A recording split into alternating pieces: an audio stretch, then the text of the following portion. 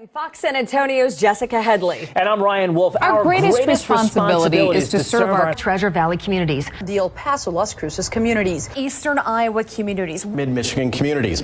We are extremely proud of the quality, balanced journalism that CBS 4 News produces. But we are concerned about the trouble and trend of irresponsible, one-sided news stories plaguing our country. The sharing of biased and false news has become all too common on social media. More alarming, some media outlets publish these same fake stories without checking facts first. The sharing of biased and false news has become all too common on social media. More alarming, some media outlets publish these same fake stories without checking facts first. Unfortunately, some members of the media use their platforms to push their own personal bias and agenda to control exactly what people think. And this is extremely dangerous to our democracy. this is extremely dangerous to our democracy. This is extremely dangerous to our democracy. This is extremely dangerous to our democracy. This is extremely dangerous to our democracy. This is extremely dangerous to our democracy. This is extremely dangerous to our democracy. This is extremely dangerous to our democracy. This is extremely dangerous to our democracy. This is extremely dangerous to our democracy. This is extremely dangerous to our democracy. This is extremely dangerous to our democracy. This is extremely dangerous to our democracy. This is extremely dangerous to our democracy. This is extremely dangerous to our democracy. This is extremely dangerous to our democracy. This is extremely dangerous to our democracy. I agree. What more do you need to see than that? Like, come on now. We're living in an absurd, crazy world, my friend. I wish you hadn't shown me that video. You've just set my day on a trajectory that's probably going to be kind of wild and weird now. But we're in the fucking Matrix, bro. This is terrible.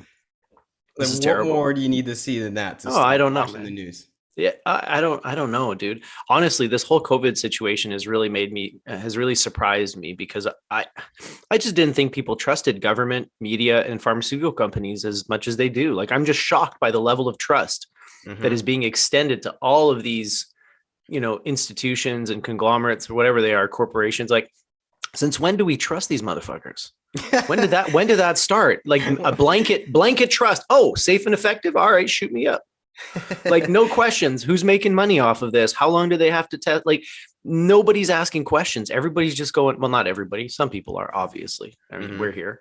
And I know a lot of people in my life who are like not into it. They're aware of the craziness, but the vast majority of people just along for the ride. Hit me. Right? It's like, holy shit. Yeah. When did this happen, Gary? When did this happen? Was it always like this? Probably. I mean, we probably always had the capacity to be like this. And I think it's just because people don't think for themselves and we're all scared. People are scared. So they like to have some kind of idea and story to, like, this is how it is. This is what you need to do to be safe. And here it is. We got the magic pill for you. We got the magic shot, whatever it is. We got, we have the answers. We know you're confused. We know you're scared. Here's Big Brother with the answers. Here you go. And that's what we all want, right? But it's not that easy. Like, peace isn't that easy. And I just think it's because we've never been taught how to find peace in ourselves. So we look for peace or the answers externally in the news or from something else. But, we're looking for the savior to come save us, in one way or the other, but no one's going to do it. Save me, Pfizer. Yeah. No one's going to do it except you, bro. And that's what it is. Man. We're all just scared. Everyone's just scared. We all just want something to say, hey, it's going to be all right, man. And it's fear and propaganda, man. It's a hell of a drug. It's a hell of a combination. And when people are under the influence of fear and propaganda, they just, I guess they just don't think straight. Yeah. Relatively intelligent people become really stupid when they're afraid and they're convinced of something by, again, propaganda, media, whatever, mass media. That was wild. That video was fucked, man. That was disturbing. Yeah, right. It should be disturbing because this is the world we're living in. And I'm glad I didn't make that video, but whoever made that video, shout out to them. Thank you for showing us the lunacy in the mass media, because if we didn't already know how crazy it is and how it's already just paid for, and it's how it's already just scripted propaganda and scripted for us. Now it's crazy, bro. It really is. Oh man, it's just like I don't know. People don't want to believe that they're in the Matrix. You know, the Matrix is a beautiful movie for the time we're living in, man. And we're in it, bro. You just don't want to take the red pill. Most people just want to keep taking the blue pill every day. And it's fear, bro. We're just scared. We're scared to come to grips with our own unknowingness of why we're here, what we're doing, and what's going on. Because the fact of the matter is, nobody has any idea what's going on. Really, like we're just we're just here existing, just trying to get by, just trying to fornicate. You know what I mean? Just trying to find some peace. Yeah. But at the end of the day, like we don't know much more other than that. So we're just looking for the answer. We're looking for somebody to tell us this is how the world is, and you're gonna be safe, like I said. But I mean, if you fall into that way of thinking, then it could be dangerous. There's a potential for it to be coerced into doing things that you don't necessarily want, or you don't necessarily want for your being, that you like deep down. You know what I'm saying? Like deep down, you don't necessarily want. It's just kind of like a false narrative for comfort. And there's the potential to be coerced into do things that aren't necessarily good for society either. Kind of like kind of like the Holocaust, or any kind of genocide. I used to wonder how genocides happen, but now I don't anymore. I'm just like, oh no, it's just because people are easily coerced by the powers that be. Yeah. And it's very simple.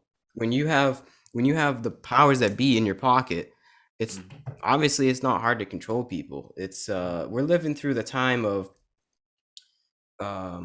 it's like you can easily take advantage of your own sovereignty and really think for yourself if you want to, but you can also go the opposite way and just let the phone or let technology think for you. Yeah.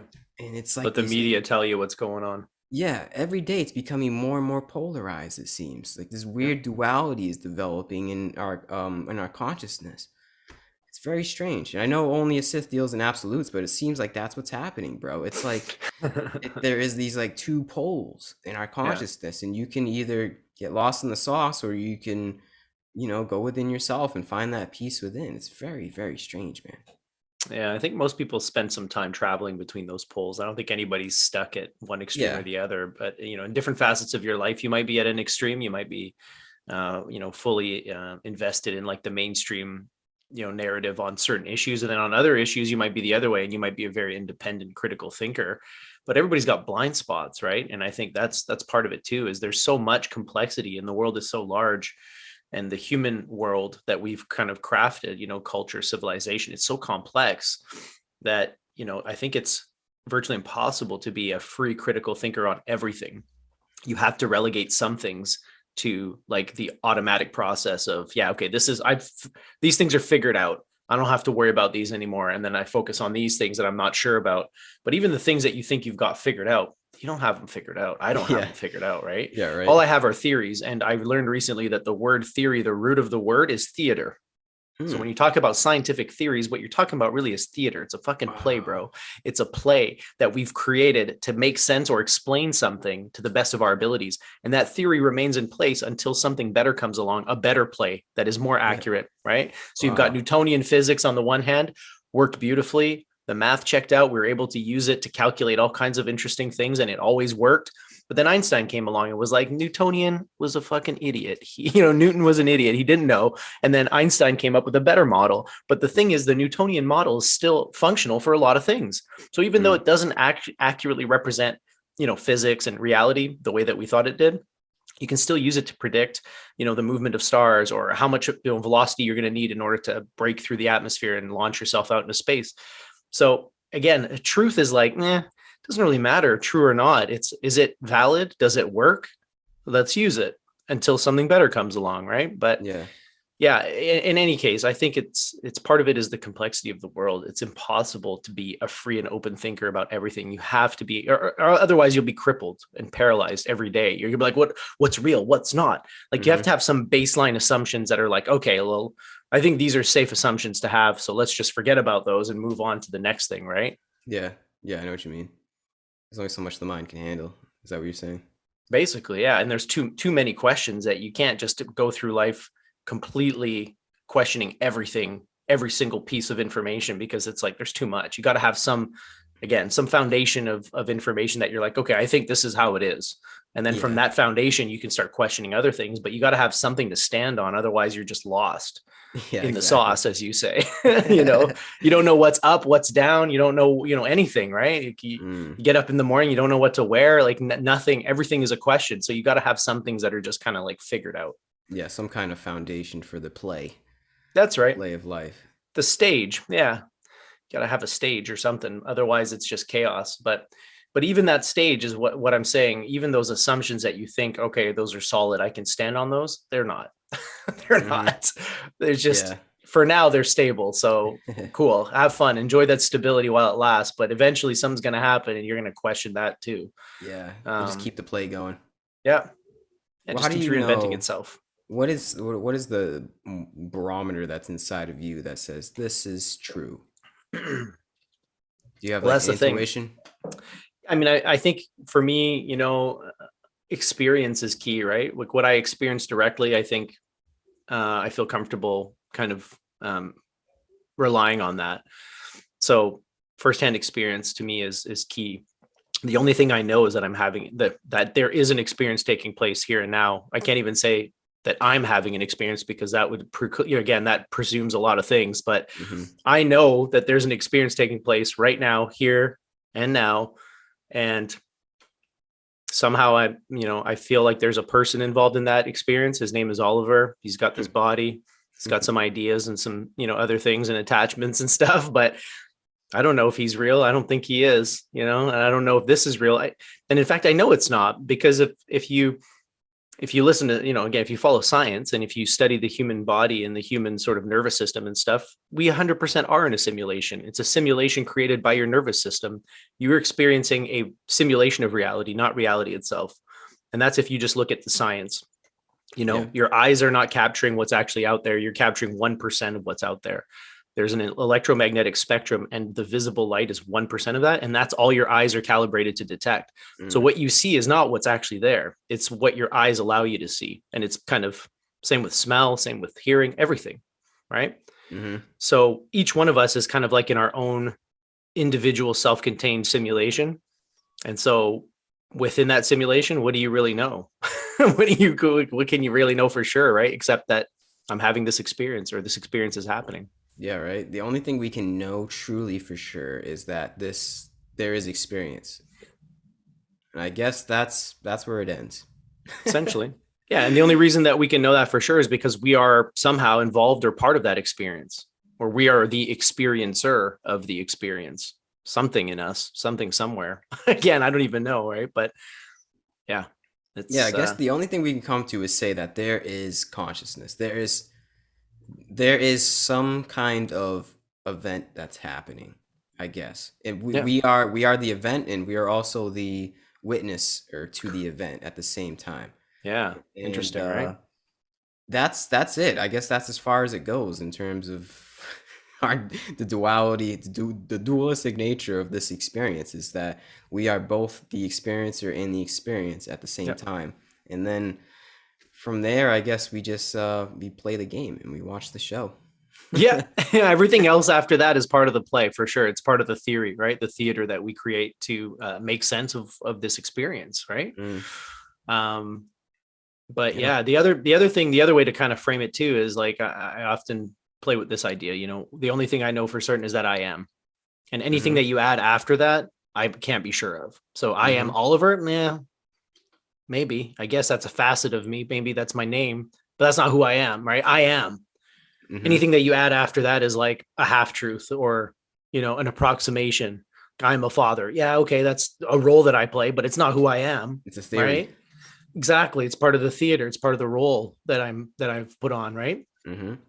So I am is kind of like the baseline statement that you can kind of be sure about is you know that you are, because here you are, you know what I mean? Yeah. But anything beyond that is speculation and theory. So I am that I am.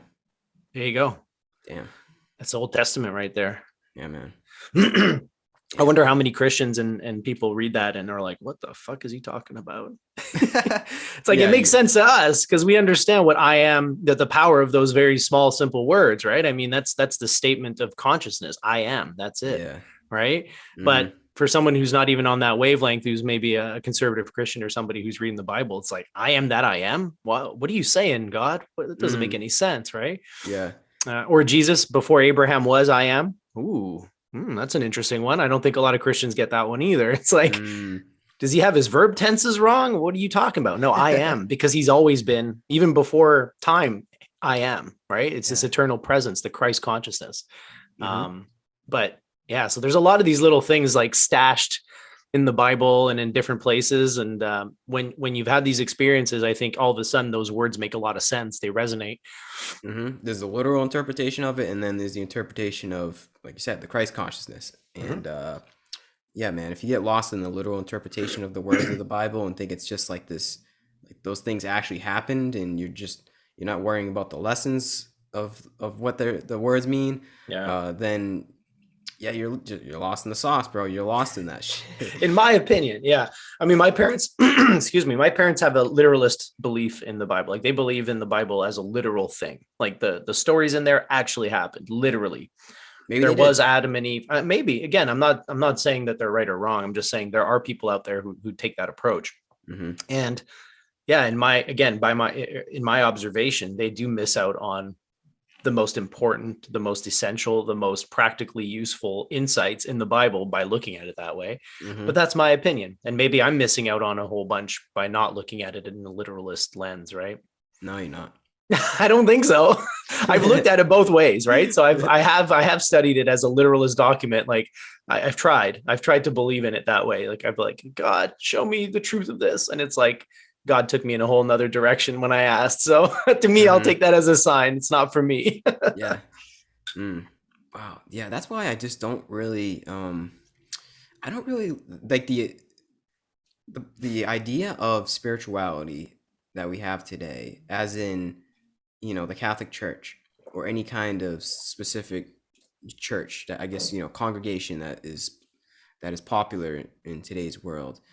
It's almost preaching the exact opposite of what spirituality truly is, or what Jesus was actually telling us, or any of these ascended masters are telling us. And that it's all within us, and it's all up to us, and we are all capable of being on that same wavelength as a Christ or a master like that. And that I amness is that essential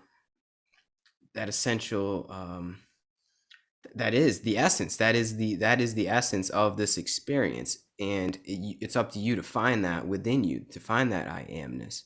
But popular spiritual pursuits and practices that people go to, like Jehovah's Witnesses, or going to church on a Sunday and praying to an outward idol, is the exact opposite, because you have to find the inward idol in yourself to do that. And it's like, it's almost, in a way, it's almost like evil. But I don't know if they know they're doing that. It's like, if they know that they're doing that and they're swaying people away from themselves, then it's extremely nefarious, and that's evil. But I think it's just that we get lost in the literal interpretations of the words. Going back almost to the idea of the media, we're looking for somebody to tell us the answer. We're looking for somebody to be the savior. We're looking for that second coming of Jesus to come back and say, hey, it's gonna be okay, I'm back, guys. But it's not. That's not how it goes, man. Like, it's like, no false idols. If you continually look outward to that idol and to say, and for somebody to say it's gonna be okay, and for some guy in a black collared shirt to tell you the story of the world and how you came to be, and how you were born a sinner. Yeah, how you're born a sinner, and you have to live up to this man named Jesus, and who was perfect, the only perfect man ever to live. Exactly. So it just sows an essence of guilt within you, because it's like, how do I live up to that? Yeah, and no pressure. It seems nefarious, right? It seems like these institutions are selling people something that is only going to drag them further and further away from that truth that's inside of them. So yeah, man, I don't know. I hope it's not, but there's some inkling in me that says, like, yo, they're doing something really horrible for people's sense of peace. I don't know. I'm not with it. I'm not with it, as you can see. Yeah, I agree. In principle, I think, again, it's interesting actually. That video I posted on my channel, it was a clip from the last time we did this, and you had cut out the beginning, and I used it to make a little short video about how we're all the same essentially, right? And in that video, I think you made a comment about there are evil people out there, and I think you used the example of Hitler. And somebody commented on my channel on that video and said there's no such thing as evil, and blah blah blah. And it was like, yeah, no, I understand that. And Gary understands that too. But when we're two humans having a conversation, we use terms like dualistic terms like good and evil to refer to certain things. Like, I don't think Gary believes that there are people who are inherently evil out there. And in fact, I've heard you say before, you think that there are evil acts, but you don't think that there are evil people necessarily. So yeah, it's interesting to me that that came up because it's like we understand that these words are just words and they're referring to different things, and we can use them without necessarily believing that evil is an absolute truth, like an actual reality of it, in existence. But anyways, I don't know where I was going with that. Yeah, we're talking about the acts. We're not talking about at the deepest level. Like when I say there's no such thing as evil, it's like at our deepest level, at our core, we're born pure beings. I really believe that we're born in this pure essence, but we grow to be evil, I think, unless, I don't know, it's hard to say because sometimes I look at like psychopaths like Jeffrey Dahmer or Hitler will say, I don't know, it's a battle between nature and nurture. Like, were they born evil or were they conditioned to be evil? I don't know. But there's something in me that says, like, I think we're all born we're all born of God. We're all born of the source. And I don't know, man. And even if they were born evil, we'll say, right? Say there are people that are born to be evil. Like, they're born to be horrible and commit atrocities. Then the way that I can somehow justify their evilness in saying that nobody, there's no such thing as evil, is that they're there to teach us a lesson on how not to be. I guess if you want to somehow get to some kind of justification of there's no such thing as evil, is that those people are representations of evil, because how would we know the opposite of evil if we didn't know evil? How would we know how to be if we didn't know how not to be? If we did, you know what I mean? So I think those people are just there to provide us with lessons, and if we don't learn our lesson, I guess it's going to happen again. And then you get into the idea of karma and we're reaping our karma, but I don't know. I guess that's the only way that I could justify that and say that there's no such thing as evil. But yeah, there are evil acts, and these people grow to be people that commit evil acts, for sure. I'm not saying that is obviously very present in our world. Like, there are people that they're just caught in their egos, man, and your ego will get a hold of you and make you commit evil acts, and it's all because of ignorance. It's all stems there you go, bro, and we're ignorant of our true nature. Because so it's really not evil. It's fear and ignorance that trigger and cause people to do things that, again, we would label, perhaps you and I would label as evil, but for them, it wasn't evil. In their minds, they were heroes and they were doing the right thing. Yeah, they were doing good things, and so I think, again, you can speak of evil deeds or evil acts, mass murder and things of that nature. But again, that's only relatively speaking. Like you said, the only way that you can refer to evil is if you have a concept of good, and good and evil are concepts. They're ideas in the minds of humans. If you take humans out of the picture and you just leave life on earth as it is, there's no good or evil. Animals are not good or evil. Some of them are predators, some of them are prey, some of them are plants, it's life, right? And so there's a process taking place, but then we humans come along and we start adding labels to things. Yeah. And the other interesting facet of it is your hero might be another person's villain, right? The suicide bomber who took out a bunch of Americans in Afghanistan last week, or, whatever, name an example. That guy was a martyr and a hero to his people, to the Taliban or whoever sent him out to do that. So we look at that and we go, what? That's an evil act. What an evil person. To that guy and to that dude's peer group, he just did a noble act. So again, it's kind of like going back to what you said earlier about, like, how do we even know what anything is? Like, what's good to you is evil to another person. What's evil to another person is good to you. So I think the idea is to rise above the duality of it, because the duality is inherently an illusion. Good and evil are illusions. Like you said, the evil is there, the good is there. They're there for a purpose, and we can label them however we want. doesn't change the fact that they're a part of the process. They're just as much an expression of the supreme being as anything else. Even Hitler, man, even the worst, human beings, worst that you and I could think of, those people are part of the plan. They're part of the process, and they're an expression of the divine supreme being, just like you and I and anything else in the world. So, but that's, again, and you can fluctuate, right? Like, I'm always in and out of duality, because duality is extremely convenient and it's extremely useful. And it makes navigating life a lot easier when you have concepts of, this is me, this is you, this is my house, this is the, you know what I mean? Separate objects. Like, it makes functioning in this world a lot easier. But you got to remember to go back out of there every once in a while and remember that the duality is an illusion, and in truth, it's all one. It's one. It's one unfolding process, constantly unfolding and changing. And so, but yeah, I mean, back to your original question about people misleading others away from true spirituality, as you and I would probably think of it. Again, I don't think they're evil, because I think the majority of the Baptists and the Catholics and stuff, they actually believe what they are saying. They actually believe in original sin. They believe it in their hearts, and they're just deluded, man, in my opinion. Maybe I'm the deluded one, but you know what I mean? So I don't think that they're doing it intentionally. Like, my parents, Jehovah's Witnesses, they literally will go knock on strangers' doors to tell them about what they believe. Would you do that? No, I wouldn't either. So they obviously are doing it for a very real reason, and an important reason in their minds. They think they're going out there and they're doing God's work. They think they're saving people. They believe it in their hearts, right?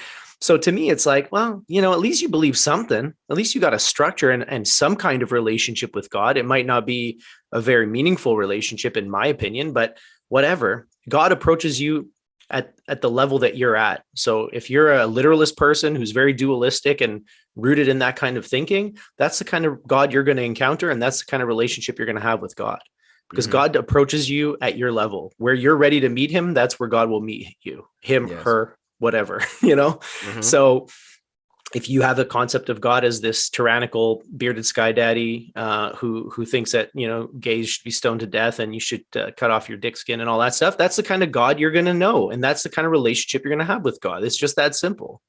Yeah, right. He meets you where you are. She meets you where you are. So, I had to come to grips with that with my parents. It's like, I wish they would experience the one, not just talk about it and read about Jehovah in books. Experience the presence in your life. I wish they could, but they can't right now. So at least they've got something. They've got an idea of a God that keeps them on the straight and narrow and gives them a purpose and meaning and all that kind of stuff. So better than nothing. You know what I would say the difference is, right? I don't know. Obviously, I don't know your parents, but from just witnessing others that are, they're caught in the literal interpretation, the popular idea of how spirituality and where we came from, you know what I'm trying to say, or the finding that in yourself, finding God within yourself, is that if you follow the popular idea of spirituality, it sows a thread of fear in your being, and you act out of fear.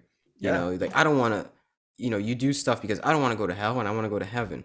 But the other way is like you do stuff out of love. And it's like you're not looking for any kind of reward, I guess you could say, at the end of it. It's like you're sowing a thread of heaven in yourself already on earth, and that's the main difference, I guess. It's there's no reward system. There's no, like you said, tyrannical sky daddy that's saying you've been bad, you should resent your sin, repent for your sins.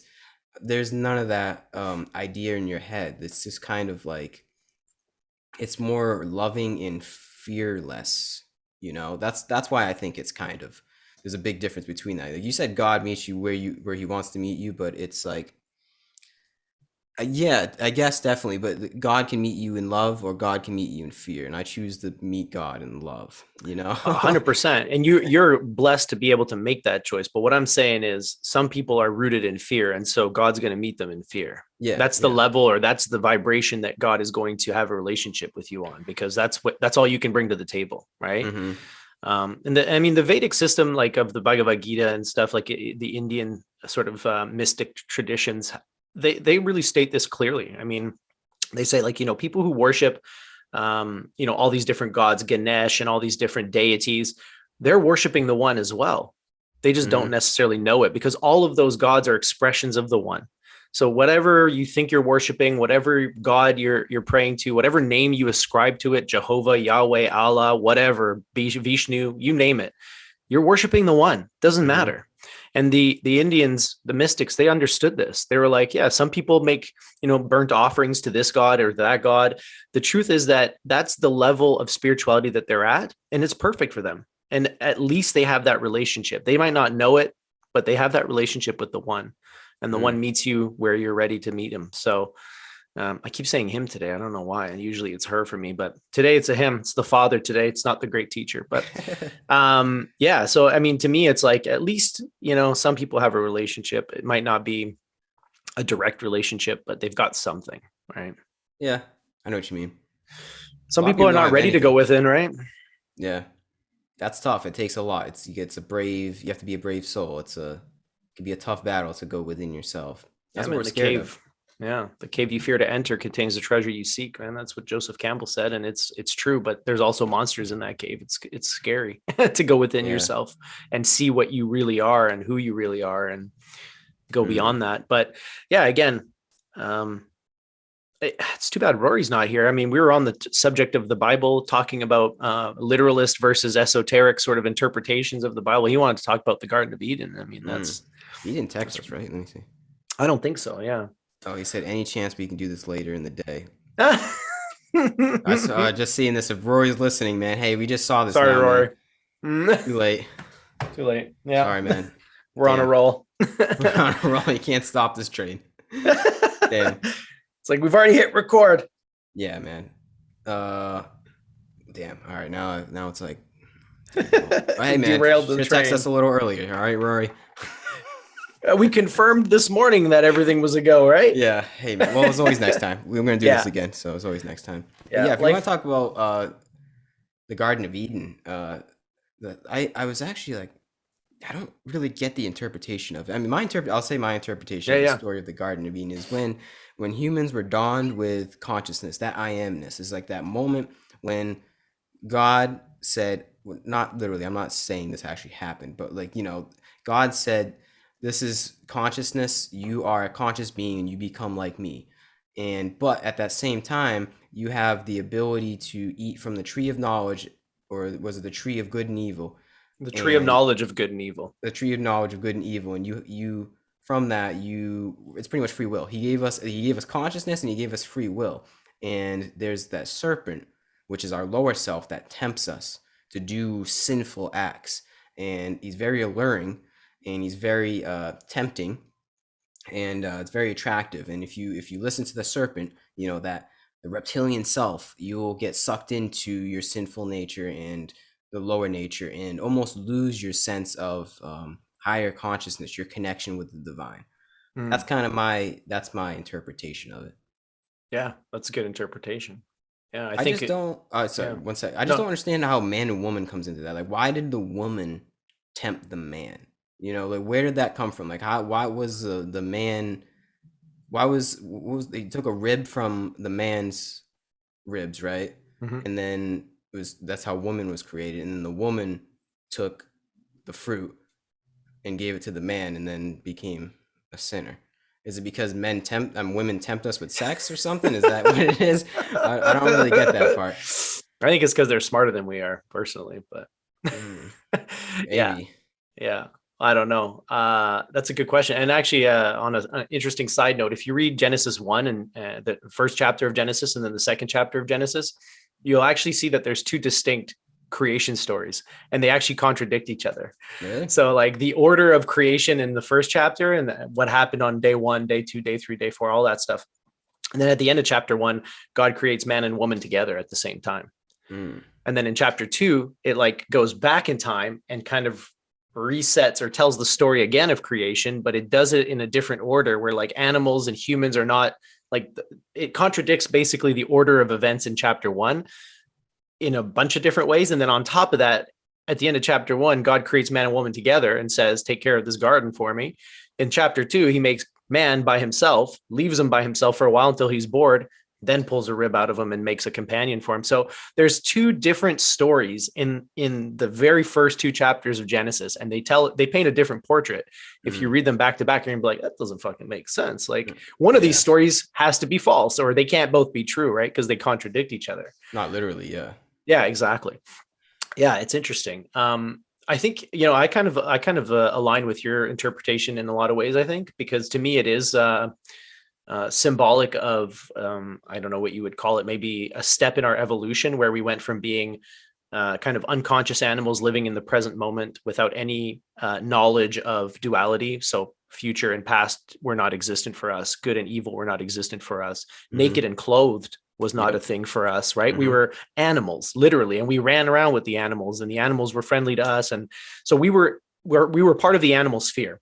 And then, to me, the act of, first of all, the serpent is, to me, our higher nature coming awake, because now it's going, hey, you know what, like, you know, they said not to eat from this fruit, from this tree, but, you know, God said, if you eat from this tree, you're going to die. That's not true. You're not going to die. And then he tempts Eve. Eve eats from the fruit and she doesn't die, lo and behold, right? So this whole notion of like they were immortal before they ate, and then after they ate, they became mortal. It's not that they were immortal before. It's that an animal doesn't think about the fact that it's going to die in the future. Doesn't have duality, doesn't have the ability to conceptualize future and past, life and death. So from the animal's perspective, you are immortal. Death is not an issue. You don't think about death unless you're faced with a threat and then you react. Yeah. Right. So after eating from the fruit, they realized, holy shit, there's a past, there's a future, and eventually I'm going to die. So that's really what it is. It's awareness of your mortality. It's awareness of duality that changes from animal to human. The difference between the animal and the human is the fact that the human is aware of duality. And that's exactly what good and evil is about. It's the most basic black and white simplified version of duality you can come up with, right? So the fruit of the tree of knowledge of good and evil is literally the ability to conceptualize duality, in my opinion. And that's what distinguishes us from the animals. So that's good. This whole notion of, you know, we were immortal before and now we have to suffer. It's like, no, it's all about awareness. Before the fruit, we were completely blissfully ignorant, like all animals, just in the moment, satisfying our needs, enjoying life, no worry about the future, no anxiety about the past, because those things do not exist really in a conceptualized way for animals. But as soon as we ate, as soon as we took that step up the evolutionary chain, everything changes, right? Damn. Yeah, that's good. That's a lot better explanation than I gave. It's similar to what you're saying, right? I mean, it's that it has to do with the evolution of consciousness is what I think. And the fruit is just, it could be a psychedelic thing. Like maybe the fruit back in the day represented some kind of psychedelic that we took that helped us make that next step in our evolution of consciousness. Or maybe it's just a symbol, just a total, like a way to tell the story. Like we need an item that's going to free them from, you know, the animal nature, like whatever. Right. But doesn't really matter at the end of the day. Yeah, I don't think it was like literally a fruit, you know, or a mushroom or anything like that. Even though that is a very good symbol for it. It's I don't think, which has been used in many mythologies as well, by the way. Yeah, right. I mean, there's mushrooms and well, we've talked about this before. I think it's essential. It was an essential part of our evolution as human beings. I think it was integral to our current predicament for sure. Yeah. So that would be the fruit that gave us the ability to have consciousness, that brought us into the sense of I amness, that brought us into the sense of, oh, I might die. Or like, because if I am right now, one day I won't be, right? And you're right. So again, it ties into what you were saying about I amness and this realization of I am, because before the fruit, there was no realization of I am. You were one with everything. You were an animal. You were running with God. You walked with God in the garden before you ate from the fruit, because you were just one with everything, including God. But then you ate, and now you have this false sense of separation. Like I am me, and God is there, and I'm naked. Holy shit! And oh my God, one day I'm going to die. And how did I get here? And all the anxieties that come with that level of consciousness, right? Yeah. Wow. Yeah. Sometimes that makes me think that animals are we think they're lower consciousness, but what if they're actually like at a higher state of consciousness? Because they're at a point where they're merged with the one at all times. They don't have any kind of sense of ego. They're just they are part of nature. Like they are a representation of nature, but they don't have the ego. Like I said, they're there. They're doing them. There's no. Well, and if you look at animals and flocks and stuff too, like look at a flock of birds flying across the sky as one. Yeah, exactly what you're saying. There's no individual in there going, I'm not doing this. This is stupid. I'm flying this way. Yeah. There's 12, 20, 100 birds flying in a single formation. They're not talking. They don't have these things to go, okay, we're going to go left in 5 seconds. 5, 4, no. They're flying as one, and they're a unified field of consciousness. They're tapped into it. Like, and we can tap into it as well, right? That's, I think, the key and the missing piece of the Garden of Eden story is that at the end of that story, we're banished from the garden, which is the place of union with everything, including God. And we're told we can never return. And then he puts this like fire sword at the gate or something stupid that's supposed to keep us out. The goal and the point of that story is we can go back to that garden anytime because it's not out there. The garden is in here. It's a state of being, being completely immersed in the present moment, mind, body, and spirit. And when you are in that space, let's call it the center, you are in the garden because time ceases to be an issue. You're completely immersed in the present moment.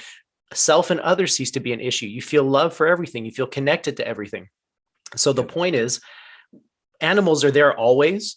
Humans evolve out of it so that we can return to it, right?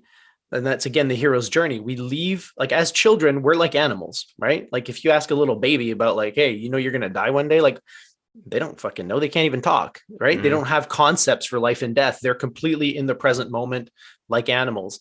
But then we indoctrinate them and we program their little brains, and then they become Cyrus or Gary or Oliver or whatever, you name it. And, somebody training, they go into somebody training, and then they forget that they're one with everything and that there's only this present moment, which is eternal and infinite. And that's all there ever was and all there ever will be.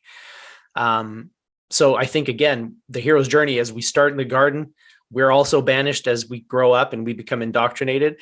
And then some of us, all of us should, but some of us actually find our way back to the garden, to that place of eternal nowness, to that place of oneness. And that's the completion of the cycle, right? We got to go back.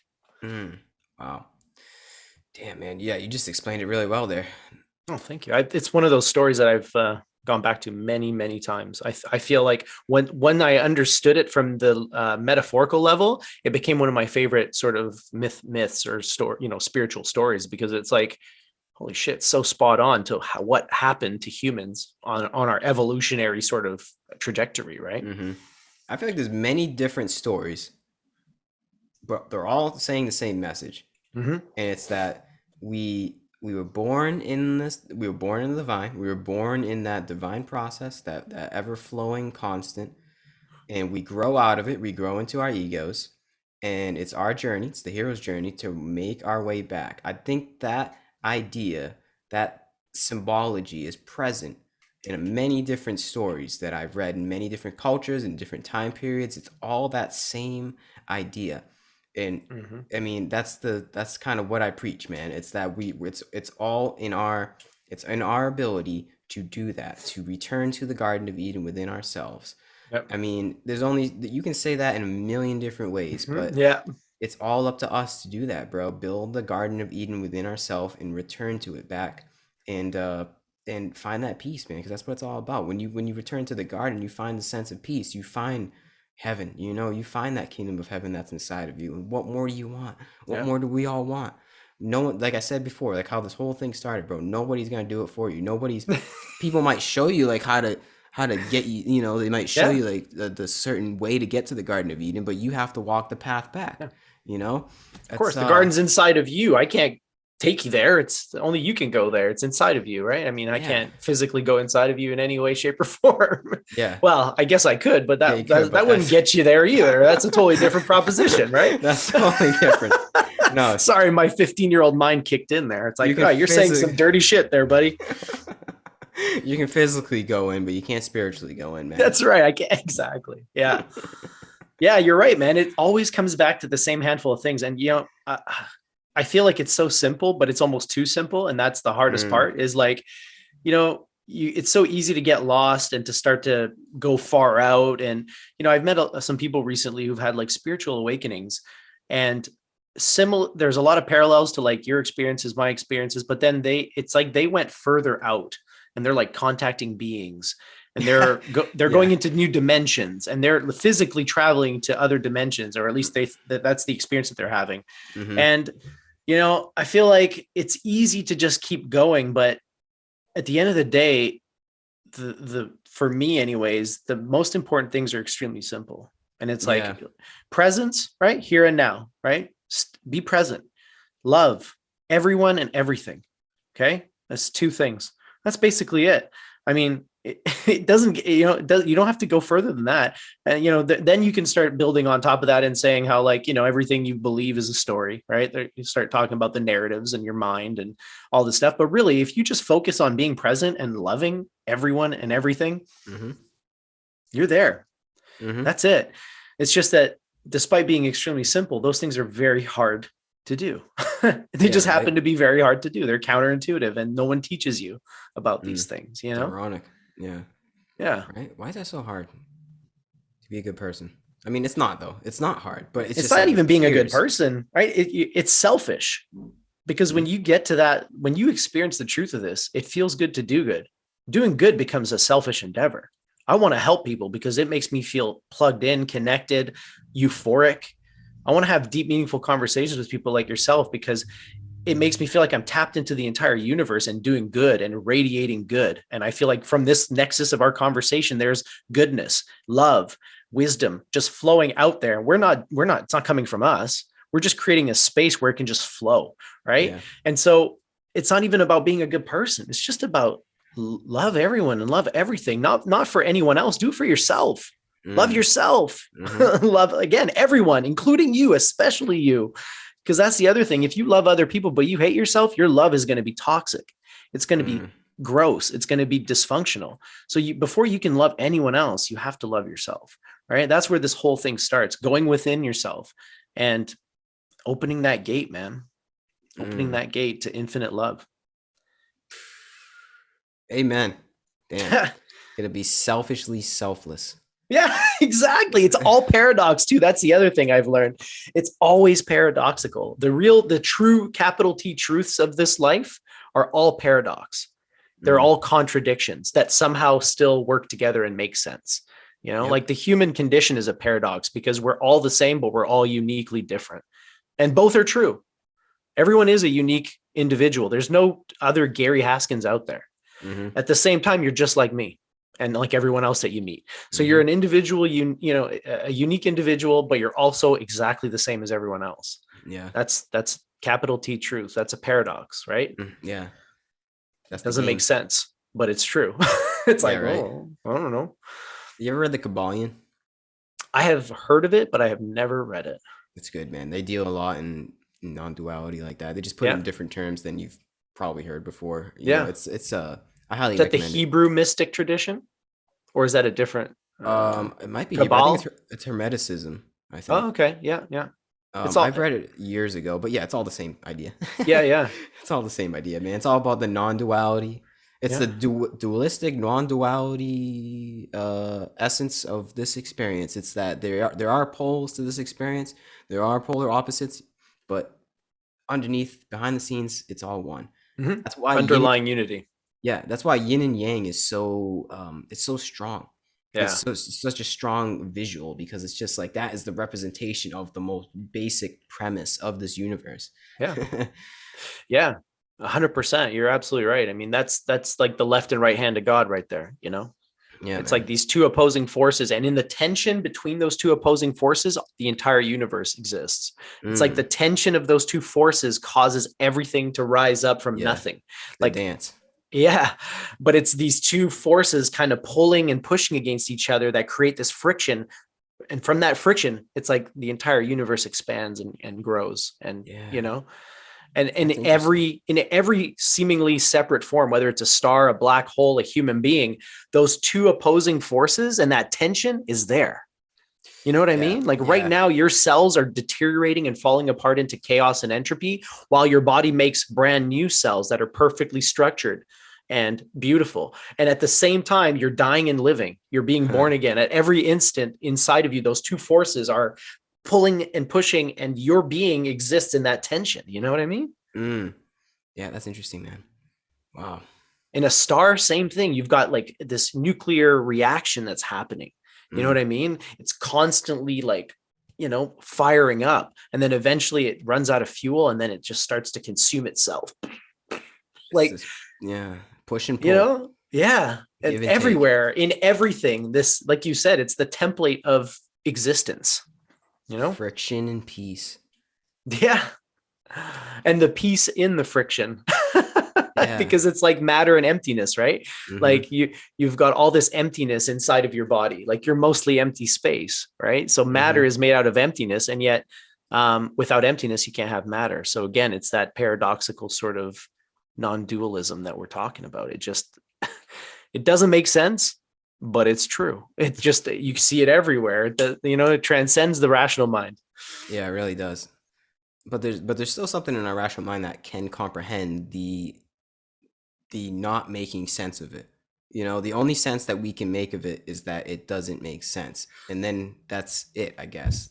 And then observe it in your life. Observe it everywhere too, right? Like, so it doesn't make sense, yet here it is, here it is, here it is, here it is, here it is, like, so, but you're right. The mind can get involved. And I think that's where, I think the mind is a necessary part of the process. At least it has been for me. It's a useful tool. Yeah, exactly. We just don't get lost. Don't get stuck at the mind games. Just know that the mind is also part of that duality. That's right. Yeah. Well, and I think it is in some way the source of duality, right? Because if you're, again, as a baby, your mind hasn't been programmed to look at everything in binary terms. So it's something that the mind is either inherently built to do, which would make sense with our brain having two hemispheres, right? So you've got a binary system there as well. But either way, it's like the mind is deeply involved in the appearance of duality in your life. Every time you see something and you see opposites in your life, that's your mind projecting a label on that and an opposite label on that. In truth, they're not separate, like fear and love is the great example that I can think of. Or again, let's make it even simpler. Light and dark, right? Darkness doesn't exist. It's the absence of light. Right. Yes. So there's light and then there's no light, but no light is not a thing. It's just the absence of the one thing that we're talking about, which is light. And so love and fear is the same thing. Fear is not a thing. It's the absence of love. And when you have love, you don't have fear, because fear can't exist when, again, just like darkness can't exist in broad daylight. You can't have fear when there's the light of love. So, but the mind will say, well, this is dark and this is light. Well, dark doesn't exist. That's an illusion. It's just the absence of this one thing that does exist, which is light. So, the mind seems to be essential at kind of generating this belief and this appearance of duality. Yeah, right? Damn, man. That motherfucker. Damn, it's tricky. It's tricky, man. Shit, this is a good convo. I agree. I agree, my friend. Yeah. Oh, man. I don't even really know where to go from here. Yeah. This is good. We don't have to go anywhere. That's the mind as well. Where do we go from here? What's the next thing? What's the next thing? Right. Here and now. It's this constant game. Just this constant game. But as long as you know that it's a game, and you know that it's a show, and you're good. I think don't beat yourself up.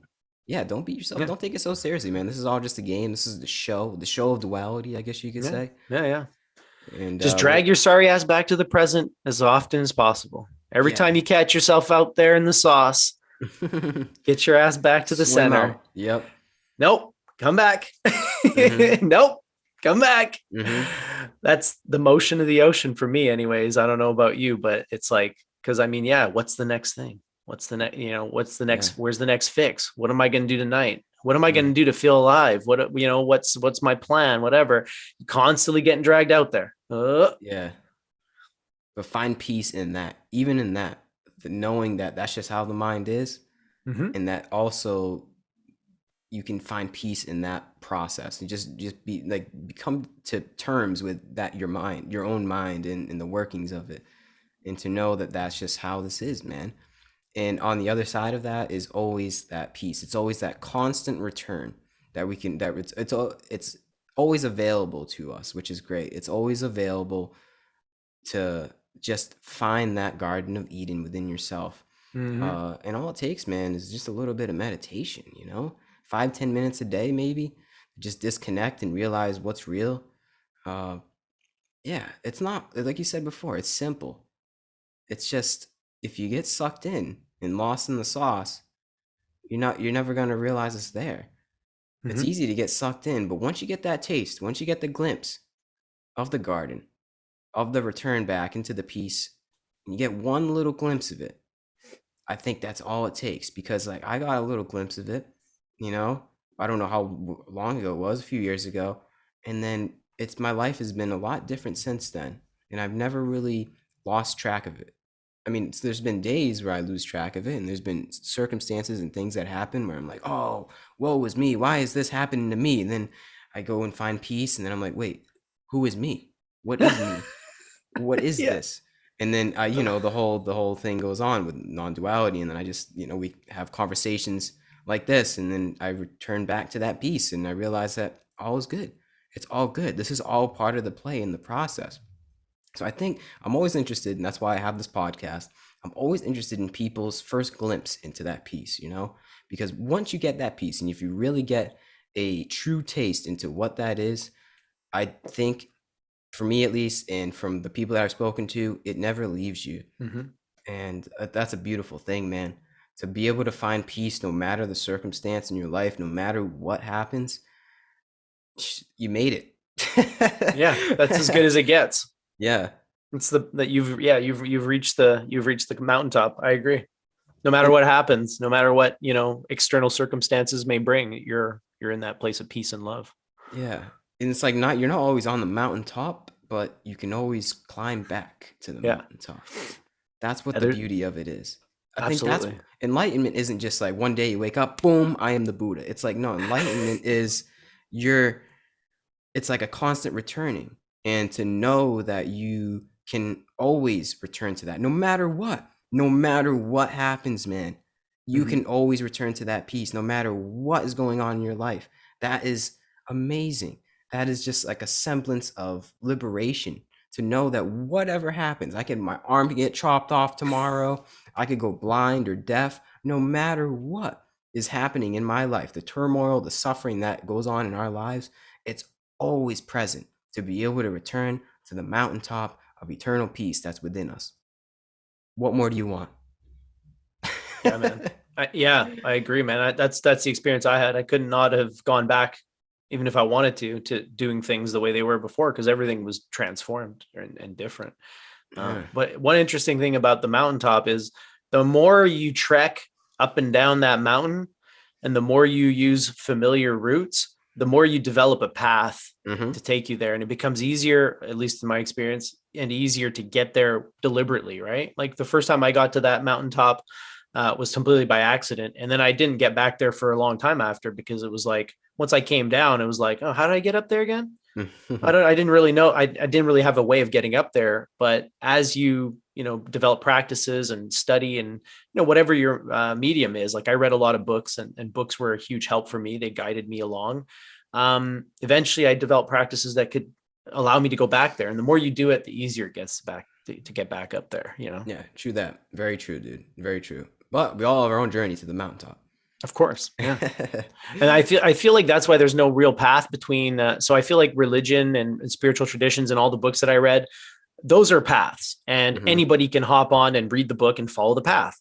The path will take you up to a certain point, and then there are no paths. Between that stage and the very top of the mountain, you have to forge your own path.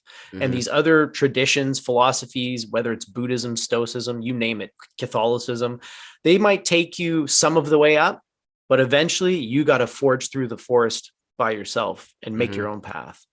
And that's the practice. That's the meditation, the psychedelics, the whatever, you name it, journaling, whatever gets you there, walking, meditation, exercising.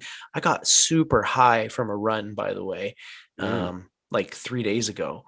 I felt like I was on drugs, and I was getting huge downloads. Like I was getting some conversation going with the great teacher, and I was like, holy shit, I got to write this down. It was wild. So again, there's so many ways to get to the top, and at the top, the center, whatever, the Garden of Eden. there are so many practices. And in fact, I would say almost anything in life can be turned into a practice for getting there, whether it's doing the dishes, walking your dog, meditating, or whatever. Anything can be a form of meditation, right? To get you to that centered place. But yeah, it just comes down to practice and finding your path, like you said, what works for you. Yeah, that's interesting about the run. You're not the first person that I've heard say that. Oh yeah. How long were you running for? Not even that long, 24 minutes, 25 minutes. Wow. I run the same route all the time. And it's about 5.4 kilometers. And I just try to basically get my time down. So I'm always just trying to get a little bit faster each time. So I don't run for a long time. I don't have hours to dedicate to it, but yeah, I got I got very high off of that run. It was wild. I came home and I was like, holy fuck, what's going on? Like, I don't know what happened. Like it was, yeah. Anyway, so all to say, there are many different ways to get to your center, to get into that centered place. And yeah, man, just find the ways that work for you. Well, what do you usually do? I probably asked you this before, but what have you been doing lately? Well, actually, it's changed lately. I'm happy to report that about a month ago, I started getting up early and coming down into my little, I don't know if I can even show it to you. I got a little shrine there. It's got all kinds of weird knickknacks on it. Nice. Anyways, I come down like an hour or 45 minutes before I usually start work, and I meditate for 20 minutes, and then I open up and I write my journal. And so that, I mean, that's an amazing way to start the day. It's something I've been wanting to do for a long time, but the ego was always like, no, you're not getting up early. Fuck off. Like sleep in until you have the last possible instant and then go to work. And it's like, no, I'm not doing that anymore. So I finally, reinforced this practice, and that's been really good. But that, and then exercising. But like I said, if you're present, anything that you're doing is a form of meditation. Yeah. I mean, loading the dishwasher is one of my favorites. I'm just like, I disappear. Oliver disappears, and it's just a dishwasher loading itself. It's just like, and it's just like, boom, done. And it's like, oh wow, that's how long did that take? I don't even know. I was gone. I was completely annihilated. The ego dissolved into the dishwashing, and I do that, every night after dinner. It's like my little decompress. Because it's like an act of surrender, right? You surrender into the process of That's beating right. the dishes. And also there's an element of flow state in that you're always looking for, like for me anyways, it becomes like a game. Like, okay, I got to fit all of this in here and I don't have a lot of room. So it's like Tetris. Got to find the best way to organize everything so that it fits perfectly into this package. I don't know, man. It's weird. It's very satisfying for me. And if someone else loads the dishwasher in my house, I'm like, fuck off, get away, get away. I'll undo it. I'll take everything out and I'll start from scratch, just because it's like, it's become this like a spiritual exercise for me, There's a video of Alan Watts that he said you can make your life like a dance and like a game, and really any pursuit that you're doing. And I believe that, man. If you really, if you just, it's all perspective. Like you can look at the dishes like, oh man, fuck this. I'm gonna do the dishes. This sucks. Or you can not again. Exactly. But or you can just kind of, like you said, just get lost in the game of the dishes, like a Tetris game. Yeah. It's all perspective, bro. It is. And again, sorry to keep harping on the Bhagavad Gita, but I think it's Krishna who says it's not what you do, but it's the spirit in which you do it. And I think that's really what it comes down to. You could be answering emails, you could be working, growing weed, whatever your job is, you can be doing your job and also be completely present and immersed in it in a flow state. And it's going to be a lot more enjoyable and you're going to be a lot better at it. Or you can be doing your job and thinking, oh, this is so fucking boring. How many more hours of this do I got to do while you're trying to do your job? And then it's going to be boring and you're not going to perform that well either. So for me, I've been trying to bring this approach to my work as well and really immerse myself in even the mundane things. Like, again, loading the dishwasher is a good example, but whatever I'm doing, it's like, be present, immerse yourself in it. Just become the process. Stop thinking about when am I going to get off on all these different things. You know what I mean? Like try to stay again, dragging yourself back to that fucking moment, the present moment, over and over again until you're exhausted.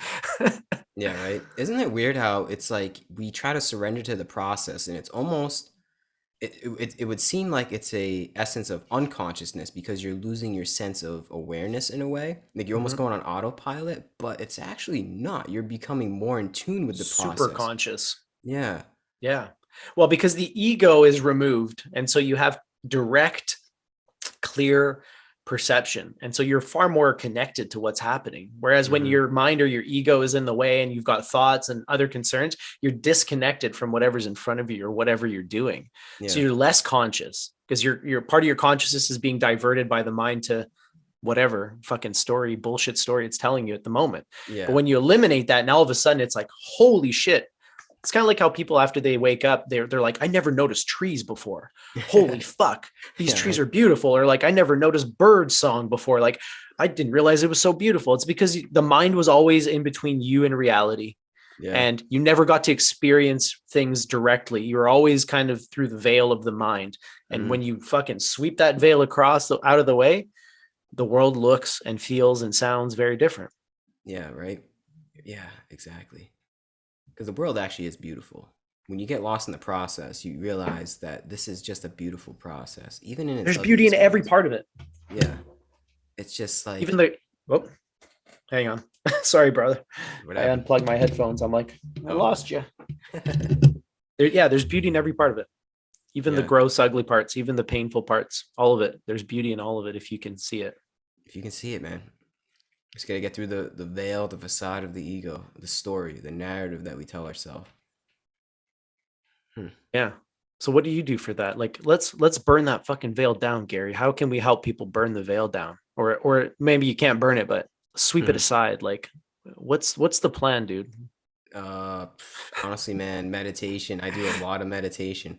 If there's ever like I come home from work every day and I meditate. Not right when I walk in the door, obviously, but like there's like I try to make a time for myself just about every single day. And it doesn't mean whoever's listening has to do it every single day because I'm kind of like a madman. But if you do it regularly, maybe once a week, maybe twice a week, and then twice a week turns into 3 times a week, and then 4 times a week, whatever it is. It's just if you develop some kind of regular practice to return back to the peace inside, to really tap into yourself, I think that's the start of being able to thin the veil. And I do a lot of yoga as well. That's also part of my practice. Try to do that daily, regularly. And that's pretty much it, man. It's not really complicated. Like we said, it's pretty simple. Is if you're just able to disconnect from the craziness of the world and the internet, if you just disconnect from that periodically, regularly, then you're going to find the peace. You just have to have the discipline to do that, to disconnect, and don't get lost in anybody else's narrative but your own. Like find that barometer in yourself, that kind of it's like a compass, a moral, not a moral compass. I don't know what the word I'm looking for is, but something in yourself that tells you that you're doing the right way, like your intuitional compass, I guess you could say, that's telling you that's directing you to do the right things for yourself. If you find that, you'll be able to stay attuned to that and follow that. And really what it tells me is just, hey man, put the phone down, disconnect for a little bit, go find a quiet place and just breathe. And maybe, do some stretching, do some yoga, and go outside and take a walk. And that's just the simple things. It's really easy. Like we said before, it's so easy to do this. It's just that you have to take the time and be somewhat disciplined in order to do it. And that's the hardest part, is starting. The hardest part is being able to get on that wavelength. But once you find the peace, once you find the path, you can always go back to the mountaintop, man. And you don't ever want to come down. Like I feel like I never really, like, I always want to go back to the mountaintop of peace, It's just hardest part is finding that. And how do we get to that point? I don't know, man. I think it's all up, and it's all in our own journeys. Whatever our circumstances provide for us, it's not up to us. It's up to the process. Some people get it earlier than others. Like you said, God will meet you where you're at. So I mean, it's it's not up to, I can't say anything, put my words in one way or the other that'll make somebody get on the path. And you can't read anything or watch anything. It's almost like it's just happens, like kind of like how it happened to you in your cubicle epiphany. Just seems to happen to people for how, I don't know why, but it just happens. And when it happens, you'll know. Yo, no, it's almost like it's like you can't, the way that you've been living in the store, you tell yourself, it's like, I can't do this anymore. I need an alternative. And you figure out that the alternative has been in you this whole time. And that's it. But it's like, how do you get everybody on that wavelength? Yeah, I don't know. I It's a don't good know question. either. Yeah, I don't know. It'll either. happen. Because I talked to Max Egan a few episodes ago, and he has something that always stuck in me. And he said that if there's one person, if there's truly only one being here, which I guess there is at our core, there's one consciousness. And he says, as long as one person made it through, then there's hope for all of us. That's a good way to look at it. Like, if there actually truly is one being here that is quote unquote enlightened, or they made it through, then all of us are going to make it through. And I guess you can say the Buddha or Jesus or any of these masters. There's been plenty of people that have quote made it through to the other side, to the Garden of Eden. And there's hope for all of us. No matter how lost you may think the world is, or how dystopian you think the world is getting, it's all, this too shall pass. There is always that eternal peace, no matter what. And somebody somewhere of this universal consciousness has attained that peace. And some may say it's Siddhartha Gautama, or there's other people that have resided in the same exact universal consciousness that we reside at, and they made it through and they gave us the lessons. So now it's up to us to do that. And we are all capable of doing that. I believe that we're all capable of doing it. It's just that I don't know when. I don't know when it's going to happen, but we'll get there, is what I'm trying to say. Is we will eventually get to a point, and it may seem far, and we may be dead.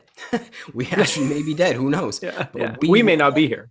We, as Gary and Oliver, may not be physically incarnated here, but our consciousness will be here. There will be some kind of consciousness that will be here to live in the collective Garden of Eden that we are currently sowing. I believe that. Amen, brother. I like that view. I like that Max Egan guy. I got to check that episode out. I thought I watched all your recent ones, but a few weeks ago. Find that one. Yeah. It's true though. I mean, what he says is spot on, right? Not only can we all do it if one person does it, but in a sense, if one person does it, it's almost like everyone else has done it as well. They just aren't aware of it. Get what I'm saying, right? Because there's only one being in existence. Yeah. So exactly. Hang on Somebody a sec. walking in. Yeah. What's up, big guy? Oh, good. That's awesome. Me and brother Gary here, just talking about love, and you guys are siblings, and you're being cruel to each other. In the video game, Dad, he's been calling Mom nonstop, telling Mom all this crazy stuff, and now he's interrupted you at your podcast. So I'm done. Okay, you're done. You're done. I'm done. Okay. Okay. Thank you for trying. All right, buddy. You just hang out back there. What were we just talking about? I don't know, man. Honestly, we can probably wrap this thing up. We can. Through it. You got family needs, but I mean, hey, do you got any last words for this? No, dude, I don't know, man. I feel like we talked about a lot of different things. Love is the key. Love is the lock. Love is the hand that turns the key inside the lock. And that key is inside each and every person's hand right now. You've always had it. Amen. There you go. Amen. How about yourself, sir? Any parting words? I don't think I could say anything more than that. It's all about love, man. It really is. Tap in and you'll find out. You'll figure it out. It's all about love. It's within us all. Yeah, it's a beautiful thing. Yeah, brother. Awesome. Well, pleasure chatting with you on this fine Sunday morning. Well, afternoon for you, I suppose. Yeah, for sure, man. Wish you all the best. Good luck with the kids. No, thanks, brother. Have a great rest of your day. Thanks. Peace out, man. Cheers.